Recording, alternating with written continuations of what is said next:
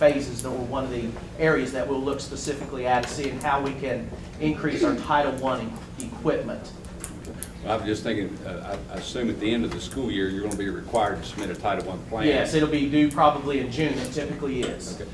So maybe at that time, we'd have an idea if you would be able to provide some of this funding for this program to continue, and Yes. how much possibly. Yes. And that'd give the board an idea of maybe any further commitment might be needed. And I will make it a point to work on that first so that we can get that information to the board. Okay.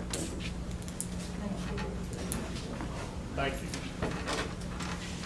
The next presentation is AFT delegation, Don Davis and Sid. For Gail. For Gail. We've only seen it.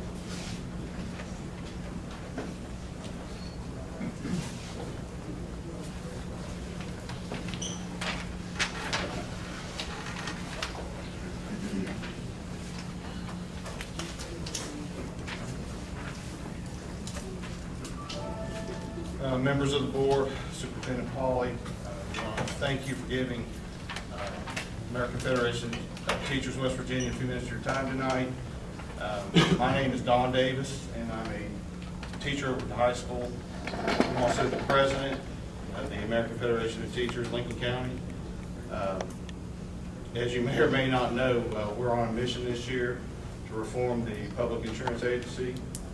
And tonight we have a representative from the state, Sid Vergel, wants to take a few moments of your time to talk about those reforms.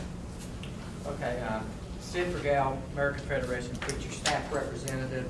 I'm not going to take much of your time because we kind of switched gears a little bit. Normally, a month ago, I would have been asking you if you would support a resolution and by signing this, but since the County Boards of Education have filed the lawsuit against the state on the OPEB liability, we have pulled back on that because we don't want to jeopardize the future of a lawsuit. So we have no longer are asking you to support our resolutions because of that lawsuit. So what I gave you is just for your information only. So I just want to, a month ago I would have been asking you to sign on to this. But the main thing is that we wanted to let the boards of education know that we're in the battle with them for the OPEB liability. They're making you put it on your books, which in turn throw your books off. They're also using it to take away benefits from the employees. So they're using it for whatever they want to use it for. And if we don't stick together, they're going to continue doing that. So that's why we came up with this. Well, we're going to ask the school boards to help us, support us, but then the lawsuit was filed. So we pulled back. We don't want to jeopardize the lawsuit. So that's basically, a month ago I would have gave you a big long spiel and would have went over all these things, but I'm not going to do it now because of that lawsuit, that pending lawsuit. But we just want you to know that that OPEB battle is a battle for all of us, not just the school boards. It's for all employees and everybody, because they're using that to hatchet whatever they want to hatchet. And somebody's got to draw the line in the sand, and we were hoping that we could do it together. So that's one thing. But as a union representative, and I see that the carpenters are coming up in just a little bit, the AFT West Virginia, as a representative, I just want to say we support using union contractors and pay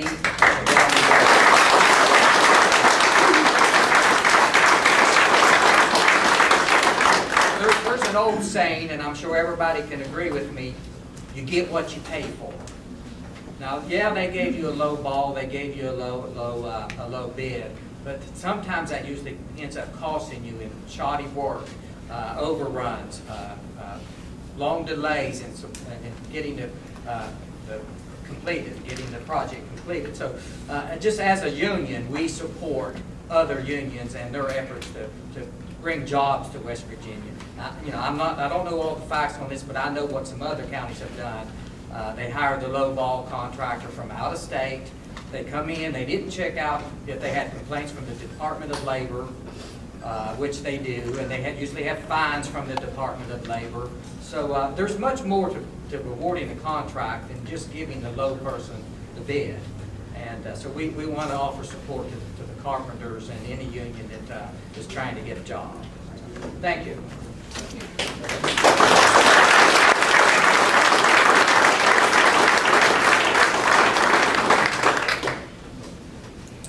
Thank you for your report.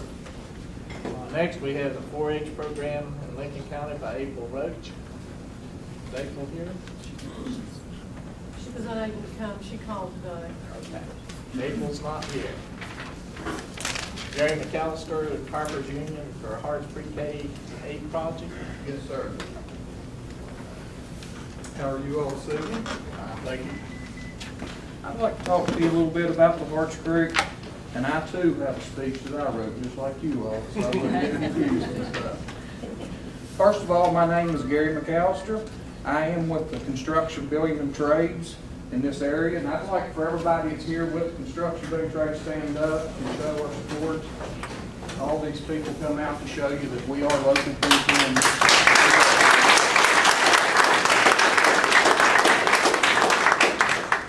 We have over 11,000 members in the construction building trades and made up of different crafts like carpenters, laborers, operators, concrete finishers, pipe fitters. Together we build schools, courthouses, bridges, buildings, roads, and everything a city could need. What I would like to talk about is the new pre-K through 8 Harts Elementary School. The building just recently bid, where the lowest bidder was Radford, $5,855,000. Second place, BBL, $6,612,000. Third place, City, $6,612,103.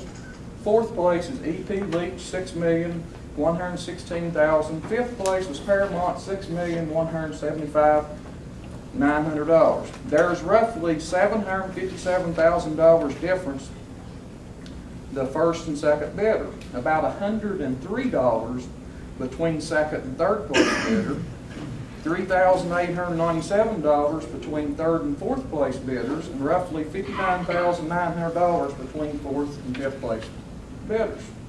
Now, I have been in the construction for over 20 years.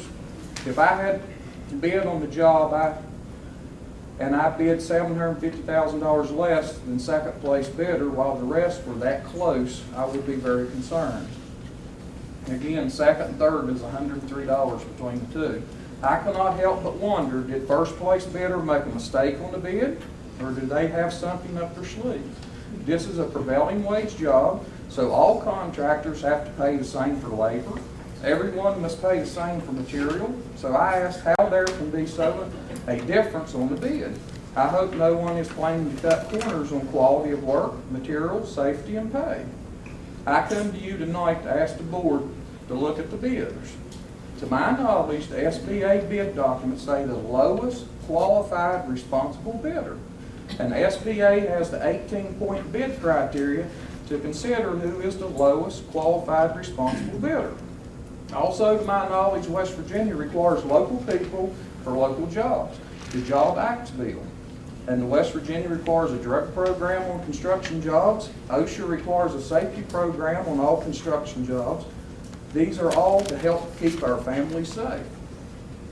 On this, I would like to say the Lincoln County Board of Education to consider letting the Construction Building and Trades build your new School of Harts. The Building and Trades built a new Lincoln County High School, which is a beautiful school that we all are proud of. We at the Construction Building and Trades spend millions each year on training in order to ensure that our customer, in these cases, you men and women, are given only the highest quality. We have a drug program, a safety program, and the most importantly, we are all local people. We are your brothers, sisters, and a very